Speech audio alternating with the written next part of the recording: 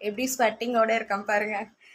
ஆஹ் இந்த மாதிரி விஷயங்கள் வந்து ரொம்ப எனக்கு வந்து பொறுப்புணர்ந்து ஆர்வமாக செய்வேன். பொறுப்புங்கிறத விட ஆத்மாத்மா செய்வேன். நம்ம ரொம்ப சில நேரம் நம்ம எதுவுமே பண்ணியிருக்க மாட்டோம். ஆனால் நம்மளை பற்றியே சில பேசிட்டு நமக்கு குடைச்சல் தரணும்னு நினைப்பாங்க. அப்போ இந்த மாதிரி உங்களுக்கும் இருக்கலாம். அந்த மாதிரி இருக்கும்போது ஒரு விஷயத்த மட்டும் நினச்சிக்கோங்க. கந்தர்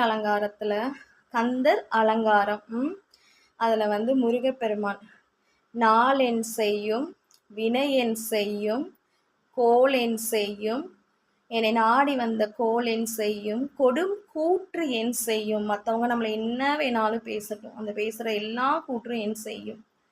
குமரேசர் இருக்க இரு தாளும் சலங்கையும் சிலம்பமும் தண்டமும் சண்முகமும் தோளும் என் முன்னே வந்து காத்தருள்வீர். அதாவது இதெல்லாம் நாள் என்ன செய்யட்டும், கொடுங்கூற்று என்ன செய்யட்டும், என்ன வேணாலும் செய்யட்டும், குமரேசர் எப்படிப்பட்டு வந்து எல்லா விஷயத்துக்களுக்கு முன்னாடி நமக்கு ஒருத்தர் கெடுதல் செய்யணும்னு நினைக்கிறாங்கன்னா அவங்க நினைக்கிறதுக்கு முன்னாடி நம்மளுடைய முருகப்பெருமான் வந்து கண்டிப்பாக காத்தருள்வார்.